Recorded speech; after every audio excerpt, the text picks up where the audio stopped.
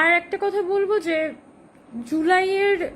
জুলাই তো অনেক বড় এক্সপিরিয়েন্স না, এটা তো অনেক বড় স্কেলের একটা এক্সপিরিয়েন্স ছিল, সবার জন্যই অনেক বড় ট্রমা বলা যায়।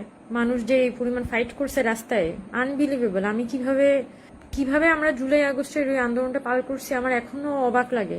এবং আমাকে যদি কেউ জিজ্ঞেস করে যে যে আমার মাথায় না একবার আসেই নেই যে এটা দিয়ে টাকা পয়সাও ইনকাম করা যায়, মানে এটা তো আমার মাথায় আসতে হয়। আমি মুখপাত্র হওয়ার পরে প্রথম আবিষ্কার করছি যে এগুলা দিয়ে লোকজন আসলে নানান কিছু করতেছে, লাইক টেন্ডার বাণিজ্য করতেছে, তদবির বাণিজ্য করতেছে, ডিসি নিয়োগ করতেছে, তমুক জায়গায় অমুক কাজ, তমুক জায়গায় তমুক কাজ, এগুলো নাকি অহরহ করে বেড়াচ্ছে। এগুলো হচ্ছে আমি মুখপাত্র হিসেবে যাওয়ার পর জানতে পারছি। তার আগ পর্যন্ত আমার না এগুলো নিয়ে আইডিয়া ছিল না যে এগুলো আসলে করাও যাইতে পারে।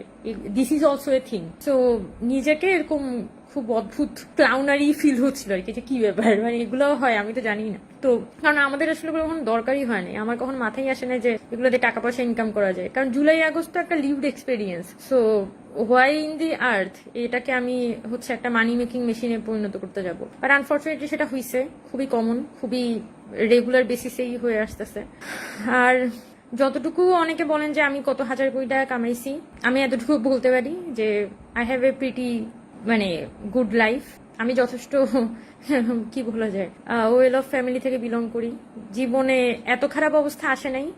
আমার স্কলারশিপের জন্য ভাই দরকার নেই সব পরিচয়। যদি কেউ মনে করে থাকেন যে হ্যাঁ হ্যাঁ হ্যাঁ ও তো এখন গিয়ে বিদেশ যাবে, ভাই আমার আল্লাহ আমাকে সিজিপিও দিছে, ভালো কিচ্ছু লাগে না। আমার কাছে ভালো সিজিপিও আছে, আমি ভালো সাবজেক্টেও পড়ছি। যদি আমি মনে করি যে আমার একটা ভালো স্কলারশিপ লাগবে, I can get it by myself. আমার ওই ক্যাপলিবার আছে, ওই ক্যাপাসিটি আছে, এবং ফরচুনেটলি আমার ফ্যামিলিরও আমার প্রতি ওই সাপোর্টটা আছে।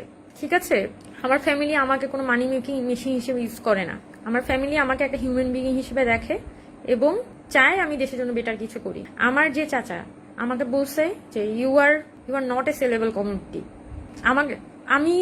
আমাকে সে বলছে যে you are not a sellable community, এই কথাটা আমি যাতে কি বলে আসি। So if I got a chance, যে আমি যদি ওই সময়েও কোনো টক শোতে আমাকে দাওয়াত দিত বা কোনো একটা প্রোগ্রামে আমাকে দাওয়াত দিত, আমি ওখানে গিয়ে যদি বলতাম যে I am not a sellable community or we are not a sellable community, আমরা বিক্রিযোগ্য না, এটা অনেক বড় ইনার পিস ক্রিয়েট করতো। এবং I can still feel the strength in his voice, যে উনি কথাটা যে বলছিল এত সময়ের মধ্যে, এখনো পর্যন্ত কিন্তু এই কথাগুলো বলে।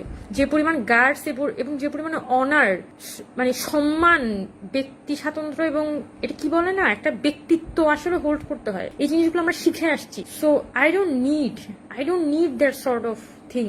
বৈষম্যবিধি ছাত্র আন্দোলন তো দূর পর্যন্ত এসব কিছু প্রোভাইড করতে পারবে না। আমাদের আল্লাহর রহমতে ওই ক্যাপাবিলিটি আছে। আমাদের বরং যেটা দরকার, মানে আমার বরং যেটা দরকার, আমি কিভাবে করে আরো বিগার স্কেলে আমার ক্যাপাসিটিটাকে ব্যবহার করতে পারি, আরো বেশি মানুষকে ধারণ করতে পারি। কারণ সবাই তো আর প্রিভিলেজ না, আমি যথেষ্ট প্রিভিলেজ, সব দিক থেকে প্রিভিলেজ, সবাই তো প্রিভিলেজ না। তো আমার চিন্তাটা হচ্ছে সবসময় ওরকম ছিল।